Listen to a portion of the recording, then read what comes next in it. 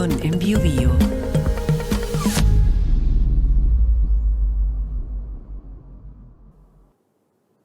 El año 1989 es recordado habitualmente por la caída del muro de Berlín, cuyo simbolismo y realidad permitieron en buena medida el fin de los regímenes totalitarios al este de la cortina de hierro. Sin embargo, ese año también tuvo un interesante debate intelectual, a partir de un artículo publicado meses antes por el japonés norteamericano Francis Fukuyama en la revista The National Interest, texto que tenía un título provocador, The End of History. Presentado en forma de pregunta, el pensador planteaba un tema de indudable interés: el debate ideológico, la lucha dialéctica entre ideas de escala mundial, a través de las cuales se mueve la historia, y llegaba a una conclusión referida al triunfo del liberalismo sobre el comunismo, como veremos.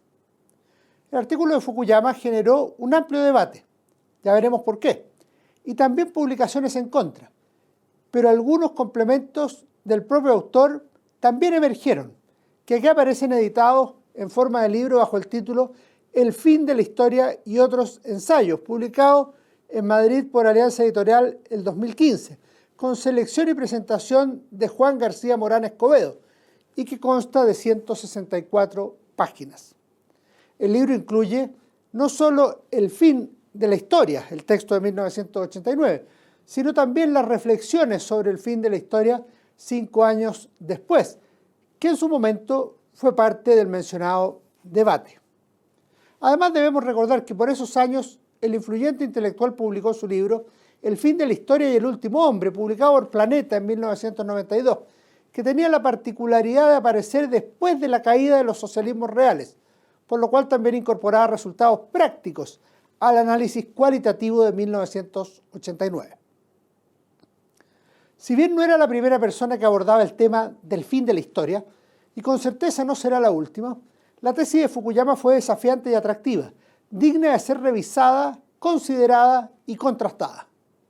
Adicionalmente, llegó en un momento particularmente oportuno, pues su artículo apareció en el verano boreal de 1989, es decir, a mediados de año, antes de la caída del muro de Berlín.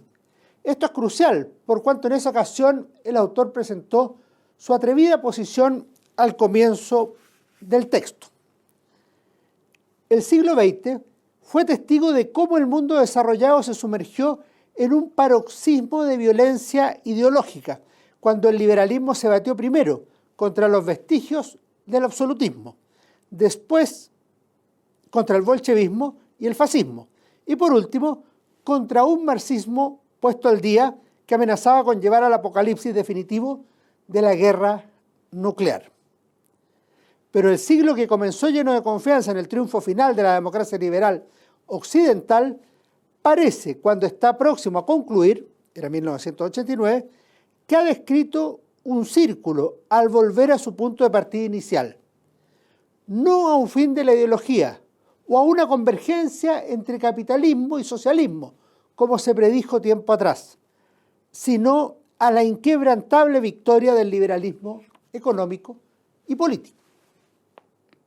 La razón de fondo, a juicio del autor, era la consolidación de la idea occidental, con lo cual se refería al liberalismo, en sus dimensiones económica y política, como señaló, que se daba en paralelo al total agotamiento de las posibles alternativas viables frente a dicha idea en un plano internacional. Como su tesis se planteó antes de noviembre de 1989, Fukuyama incorporó algunos aspectos prácticos, como los procesos de reforma iniciados por Mikhail Gorbachev en la Unión Soviética, había asumido en 1985, y las reformas económicas que había desarrollado China a partir de la década de 1970, tras la muerte de Mao. La caída del muro solo contribuiría a darle un cierto carácter profético al planteamiento de Fukuyama. La tesis del texto está basada en las visiones dialécticas de Hegel, recogidas a través de un interesante y olvidado pensador ruso-francés, Alexander Kolleve. De esta manera, analiza las contradicciones que existieron durante el siglo XX en el plano de las ideas. Primero, el liberalismo enfrentó al fascismo, en plural, los fascismos, que fue derrotado en las ideas y también en el orden fáctico. durante la Segunda Guerra Mundial.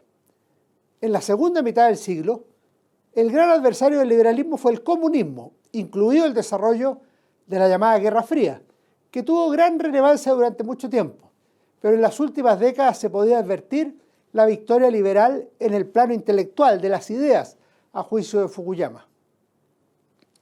Por cierto, la situación mundial no impedía la existencia de ciertas amenazas o contradicciones a la sociedad liberal, pero era visible que el comunismo estaba decayendo en la Unión Soviética con Gorbachov y también en China después de Mao. En cuanto a las posibles amenazas posteriores, el autor menciona dos: el nacionalismo y el fundamentalismo religioso, aunque en lo esencial no sean verdaderas amenazas contra el orden que se ha levantado en el mundo en los 2 últimos siglos, según asegura Fukuyama en su artículo El fin de la historia. En otras palabras, se volvía a la tesis original. Lo que podríamos estar presenciando no es simplemente el fin de la Guerra Fría o la desaparición de un determinado periodo de la historia de la posguerra, sino el fin de la historia como tal, esto es, el punto final de la evolución ideológica de la humanidad y la universalización de la democracia liberal occidental como forma final de gobierno humano. Es decir, en la fórmula hegeliana de tesis, antítesis y síntesis se había llegado a una síntesis ideológica universal. Todo eso se daba en el plano ideológico, en la discusión de fondos, no en las noticias puntuales que pudieran existir sobre cambios de gobiernos, el eventual surgimiento de una guerra u otros problemas por el estilo. Conviene tener en cuenta que, en el orden práctico, siempre habrá historia, y Fukuyama no lo niega. Su planteamiento es que la historia avanza a partir de grandes ideas universales y del debate que se da en torno a ellas. Esto no quita que su planteamiento sea discutible, tampoco que se adopte un reduccionismo ad hoc al análisis que él desarrolla. Por último, vale la pena considerar que el propio autor, al final de su texto de 1989, deja abierto el problema al terminar su ensayo. El fin de la historia, dice en la última página, será un momento muy triste y la vida podría significar la perpetua conservación del Museo de la Historia Humana.